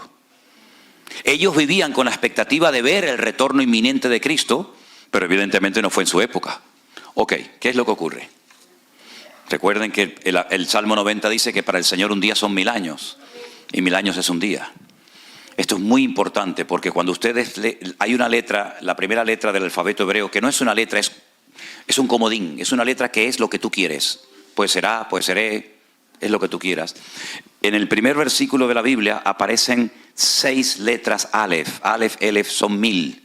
Es decir, la Biblia te va a relatar en un periodo de tiempo una serie de cosas que van a ocurrir. Entonces, conociendo el tiempo, conozco la señal que se va a producir en mi época. La señal del profeta Jonás no es para nosotros, la señal del profeta Jonás fue para la generación del Señor Jesucristo, ¿vale? Pero en cuanto a la venida del Señor, ¿qué es lo que falta? Bueno, es que habría que clarificar qué es la venida del Señor y qué es el arrebatamiento de la iglesia. Porque son dos cosas completamente diferentes. ¿Qué es lo que está esperando el creyente? ¿Que venga Cristo o que seamos arrebatados con Él? Ahí no bueno, es que ahí habría que clarificar. Ok, Vamos a leer un versículo bíblico que nos va a dar, y vamos a ir, pienso yo que concluyendo, porque si no podemos, yo por mí no tengo prisa, pero por ustedes más que nada, vamos a leer unos versículos bíblicos que son muy clarificadores para responder a la pregunta de nuestro hermano. En 2 de Tesalonicenses, por favor, apréndanse este capítulo de memoria, lo pueden hacer sin ningún problema. El capítulo 2 de 2 de Tesalonicenses es de vital importancia, sobre todo para nosotros hoy en día. Y dice así la palabra del Señor. Estamos en 2 de Tesalonicenses, capítulo 2, versículo 1. Con respecto a la venida de nuestro Señor Jesucristo y nuestra reunión con Él, os rogamos, hermanos, que no os dejéis mover fácilmente de vuestro modo de pensar, ni os conturbéis, ni por espíritu, ni por palabra, ni por carta, como si fuera nuestra, en el sentido de que el día del Señor está cerca. La palabra venida del versículo 1 es la palabra parausía. Hay dos palabras griegas para definir la venida del Mesías. La Biblia profetizaba dos. Una, como siervo sufriente que ya se produjo hace 2000 años, y la palabra epifanía. Y la segunda palabra para hacer referencia a la segunda venida del Señor Jesucristo visible es parausía. Luego tendríamos que leer en el verso 1 con respecto a la parausía, es decir, con respecto a la segunda aparición visible del Señor Jesucristo. Ojo a los datos que va a dar el Señor. Nadie os engañe, verso 3, nadie os engañe en ninguna manera, porque no vendrá, ¿quién? El Señor. El Señor no vendrá. Repito, no vendrá el Señor, ¿hasta cuándo?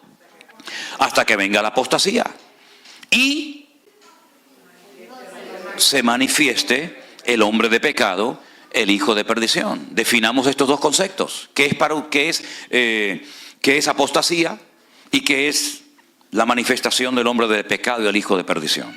La apostasía es el descontrol, la anarquía en el mundo total. No hay moral, no hay principio, no hay valores, no hay nada.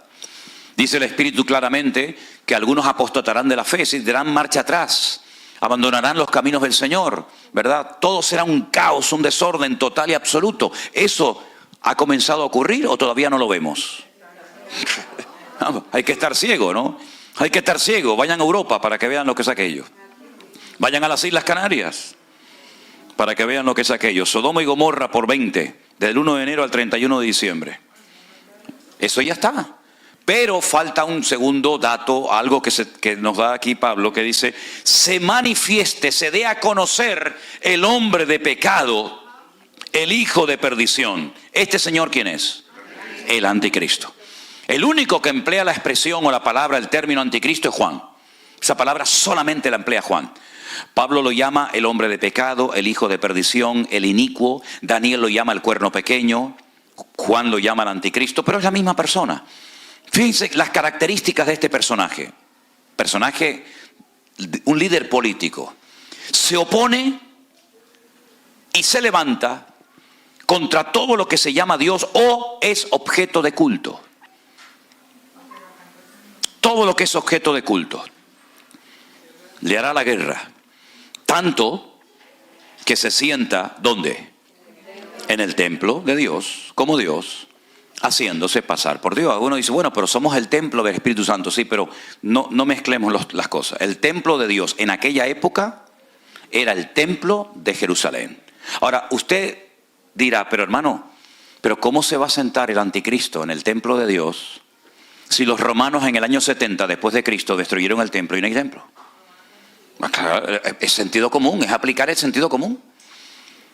¿Cuál es el sueño del pueblo de Israel? ¿Por qué oran todos los días? ¿Por qué se visten de negro? ¿Por qué están de luto? Porque su anhelo es tener su templo.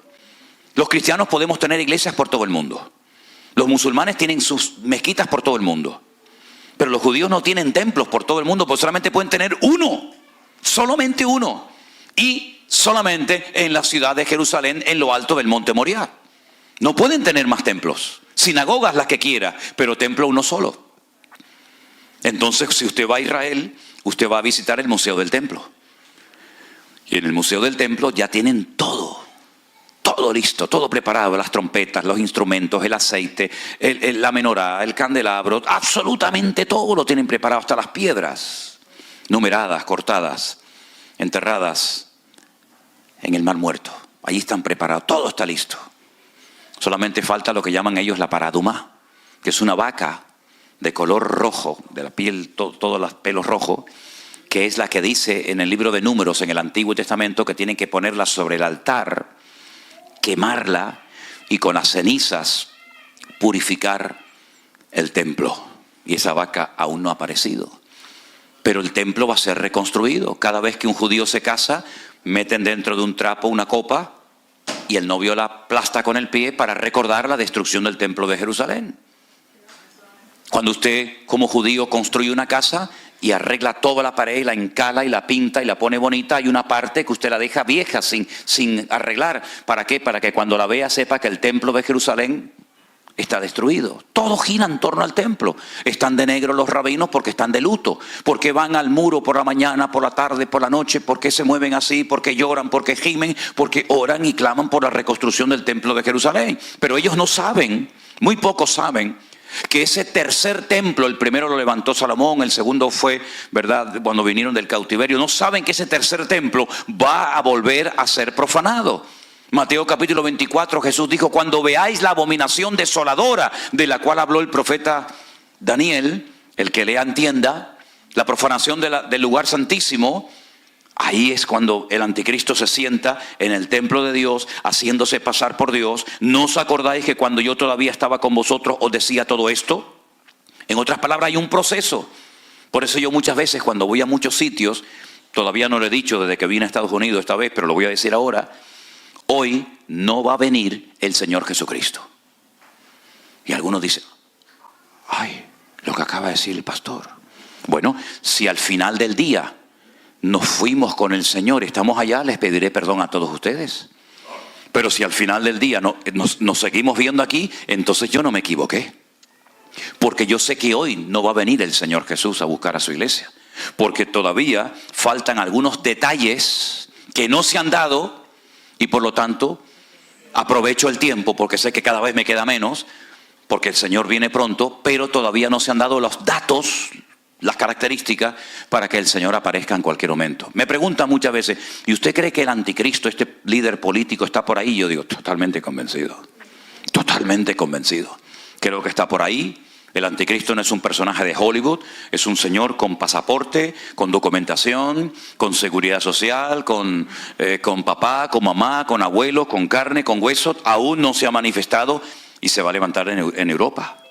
El antiguo imperio romano abarcaba desde todo lo que era España, Finisterre, el fin de la tierra, todo lo que es Europa, todo lo que es Oriente Medio y todo el norte de África, todo el Magreb. Eso era el territorio del imperio romano. Por eso las dos piernas de la imagen de Daniel, uno es un continente y otro es otro continente con los 10 dedos que le salían, ¿verdad?, de las piernas, de los pies. Por lo tanto, son muchos detalles que la Biblia nos da. ¿Para qué? Para que aquel día no sorprenda como ladrón en la noche. El Señor viene, amén, hoy lo hemos recordado con el pan y el vino, pero todavía quedan algunos detallitos. Claro, yo jamás en mi vida voy a dar una fecha, como algunos dan por ahí fechas. Pues yo no la voy a dar. Pero sí digo que hoy falta menos para la venida del Señor. Si le preguntas a un rabino judío, ¿cuánto falta para...? Ellos lo están esperando por primera vez, nosotros por segunda. ¿Cuánto falta para que venga el Mesías? Te dice 1 hora. Sí, pero haz el cálculo. Si un día son 1000 años y 1000 años es un día, ¿cuánto es 1 hora? Bueno, es una regla de 3. Ustedes la sacan, se lo dejo como tarea. Es decir, falta poco tiempo. ¿Qué tenemos que hacer? Aprovechar el tiempo porque los días son malos. Entonces las señales que nos rodean nos indican que el mundo es tan cambiante. Miren lo que pasó en marzo del 2020. Nunca en la historia había sucedido que toda la humanidad, todas las naciones de la tierra, todos los 5 continentes estuviéramos confinados en nuestros hogares.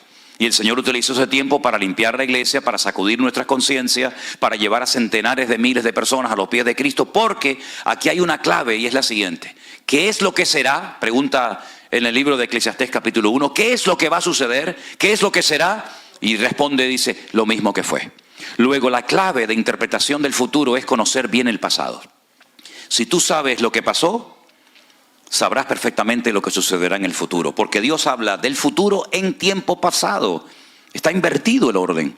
Por eso cuando tú lees la Biblia, te das cuenta que Él te habla en futuro, pero el tiempo del verbo está en pasado. Y cuando te habla en pasado, te está hablando al mismo tiempo en futuro. Bueno, son cosas que yo sé que puede resultar un tanto complicado, pero es muy interesante este tema. Y por eso me da mucha lástima, mucha pena cuando hay gente que dice, es que yo no entiendo el Apocalipsis. De ahí surgió el primer libro de escatología, para que la gente disfrute leyendo el Apocalipsis y no le dé miedo.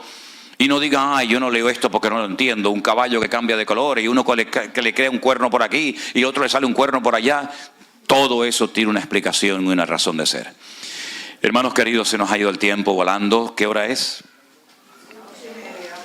Se nos ha ido el tiempo. Créanme, yo podría estar hasta mañana por la noche hablando de esto, porque me fascina todo esto.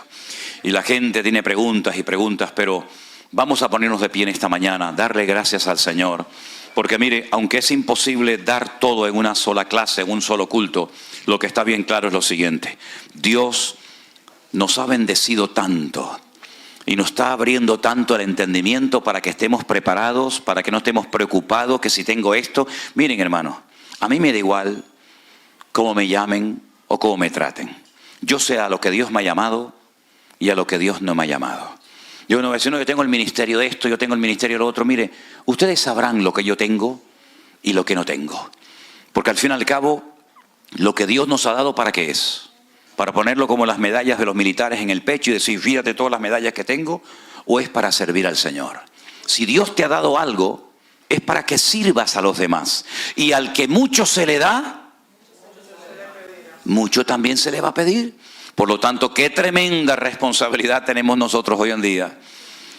Porque Dios nos ha dado tanto, tanto, y lo que queda todavía. Amén, hermanos. Toma la mano del hermano que está a tu lado, si puede ser, y bendícelo. Y dale gracias al Señor por la vida de tu hermano. Y nuestro hermano Adán nos despide con una palabra de oración. Oramos a nuestro Dios. Padre bueno, Padre santo, te damos gracias, Señor, en esta mañana. Porque tú has estado con nosotros, Señor, en todo momento. Gracias por la palabra, Señor, que nuestro pastor nos ha traído en este día. Porque sé que viene de lo alto, viene de tu parte, mi Cristo amado. Gracias, Señor, por la enseñanza que hemos recibido en el día de hoy. Que nuestros corazones tengamos, Señor, claridad en lo que tú quieres para cada uno de nosotros. Bendice, Señor, este día. Que cada hermano que se encuentre aquí, Señor, ha recibido la palabra tuya, Señor, en sus corazones. Que tú le has hablado, mi Cristo amado, que tú le has clarificado cualquier duda que han tenido en su corazón. Te damos la gloria y la honra a ti, Señor, porque tú eres grande y para siempre tus misericordias. Ahora nos despedimos, Señor, no de tu presencia, Señor, sino que nos cuide, Señor, nos protege en el día de hoy y que podamos mantener, Señor, la comunión que hemos tenido, Señor, en este día, contigo el resto del día. Te lo pedimos todo en Cristo Jesús. Amén. Amén. Y amén.